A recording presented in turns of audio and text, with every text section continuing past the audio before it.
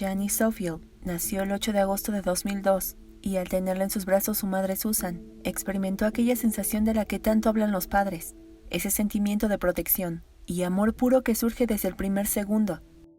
Parecía una bebé sin problemas, pero enseguida su madre notó algo extraño en su conducta, porque su hija la miraba fijamente sin desviar la vista, a lo que ellos le dijeron que no era normal ver este comportamiento en recién nacidos, pero no le dieron demasiada importancia al considerar que era un caso único.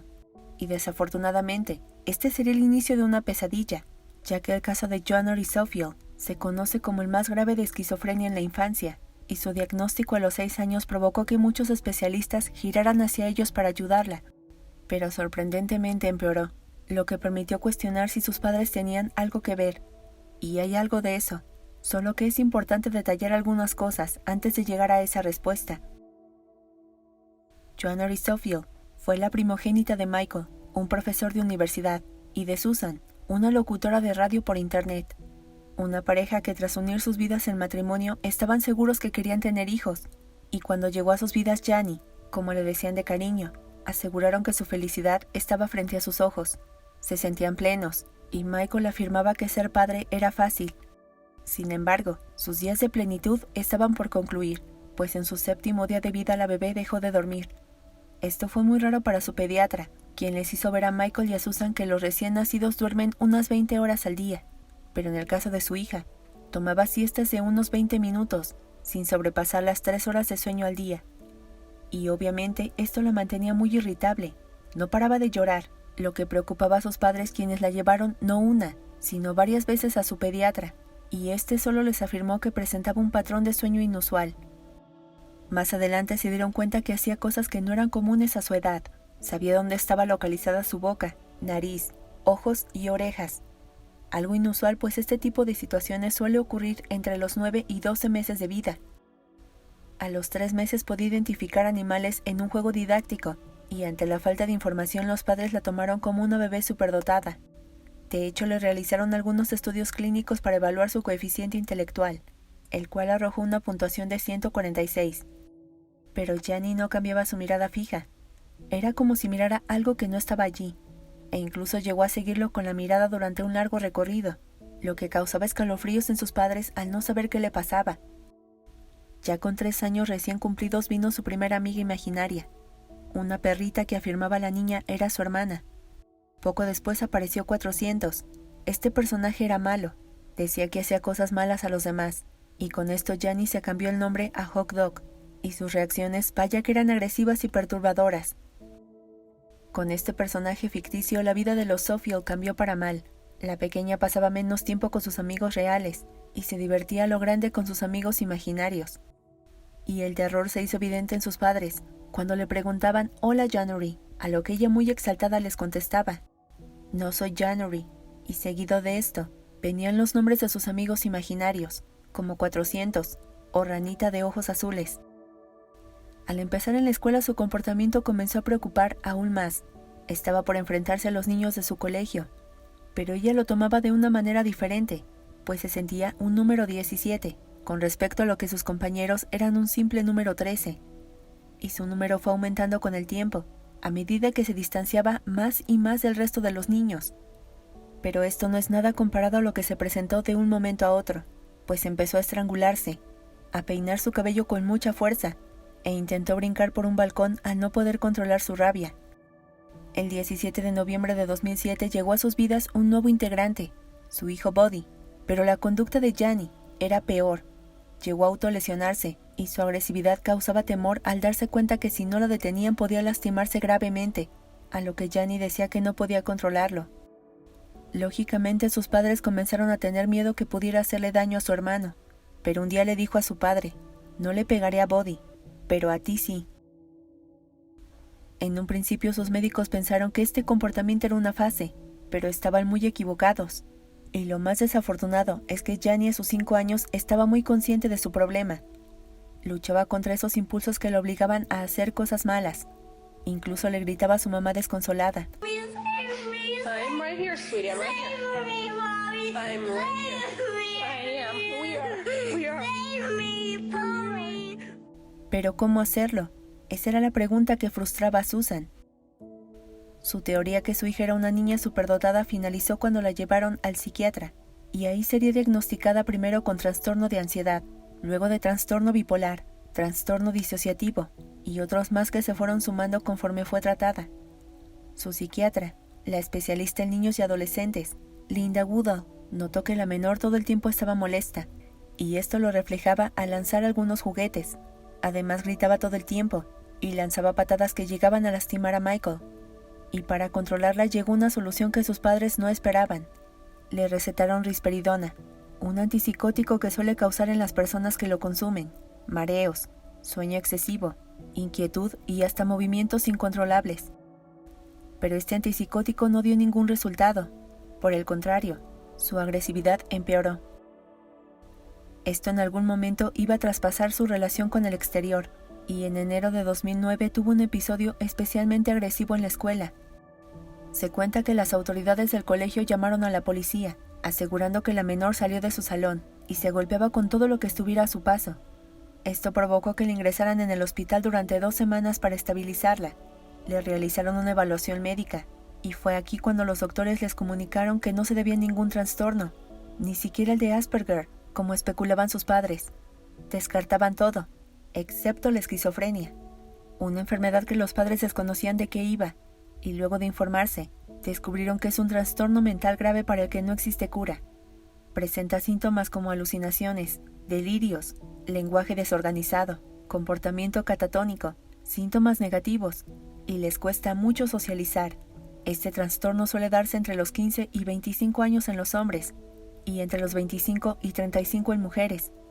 Y con este dato, ya podrás notar el por qué la aparición de su esquizofrenia la vuelve tremendamente excepcional.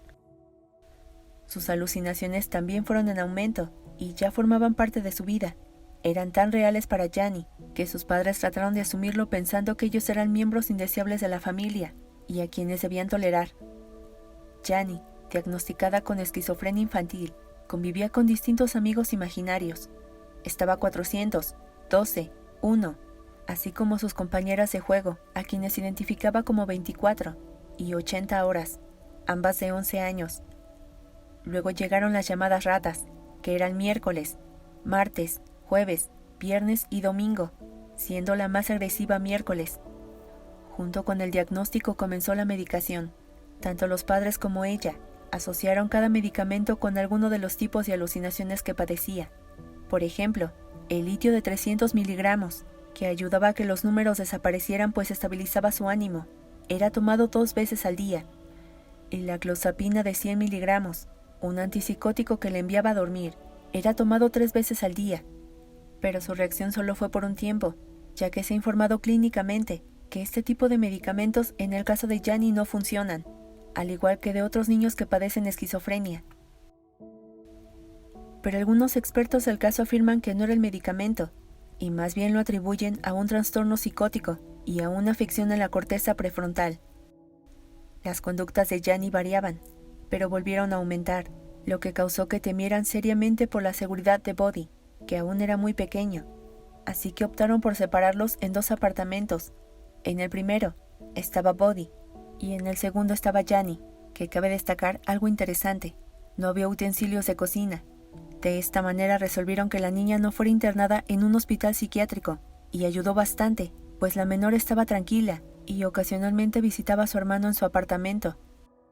Sin embargo, Jani se hizo más aislada del resto de los niños, puesto que acudía a la escuela 1 hora todos los días cuando los demás niños se habían ido, lo que provocó que estuviera hiperactiva, aburrida y estresada.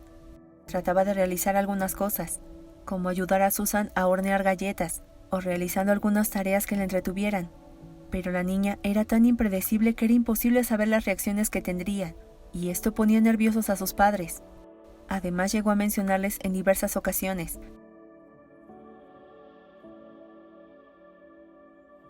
esta postura causó que los padres organizaran una asociación para las familias con este problema, e intentaron acercar a Jani con otros niños que pasaban por lo mismo. Su enfermedad es inusual, pero hay más casos en el mundo de personas que fueron diagnosticadas con esquizofrenia a temprana edad, y de esto explicó el psiquiatra, Mark de Antonio, que hay una parte en el cromosoma que expresan los genes de manera incorrecta, y las personas que padecen esquizofrenia más grave tienen los genes anormales, y esto causa que se despierte a una edad temprana. De ahí que sea más complicado de tratar médicamente, pues los fármacos no son efectivos en ellos. Y esto también puede causar que escuchen voces que les indican lastimar a otros, o atentar contra su propia vida. Pero Jenny pasó por muchas situaciones que lastiman, pues en su lista de medicamentos que la mantenían sedada y cansada, estaba la clopromacina, que le provocaba picazón en el cuerpo, y ya no lo soportaba. Pero su médico no podía quitárselo ya que llegaba a golpear fuertemente a su padre, por lo que únicamente la tenían en revisión. Una historia muy conmovedora, de no ser que en 2019 aquella reputación que Susan logró mantener por muchos años se esfumó, cuando las autoridades le quitaron la tutela de sus hijos y los colocaron en un refugio. Y esto ocurrió porque Susan trató a sus hijos con neurolépticos, y en 2013 aseguró que su hijo menor Body también padecía esquizofrenia. Sin embargo, un examen realizado por varios médicos mostró que el niño tenía autismo, no esquizofrenia. Pero Susan por mucho tiempo insistió que compartía la misma enfermedad que Jenny, y lo trató con los mismos medicamentos. Y es que se cuenta que al ver que el interés en su familia había disminuido, la mujer comenzó un canal en YouTube, donde compartía momentos de su vida y el progreso en el tratamiento de los niños, todo con el propósito de enseñar cómo debían cuidar a personas con esquizofrenia. Y sus videos se volvieron más explícitos, los exhibía mientras estaban en la ducha, y más de un suscriptor vio en su aspecto físico que en lugar de mejorar, los estaba acabando. Ante esto, Michael admitió que no estaba de acuerdo con los métodos de tratamiento de su exesposa. Dijo que había llevado a su hijo al menos a 50 médicos, y ninguno de ellos le diagnosticó esquizofrenia. Pero Susan no estuvo de acuerdo con las conclusiones, y continuó tratando al niño con neurolépticos, por lo que estaba seguro que la mujer explotaba a sus hijos a través de los videos que subía.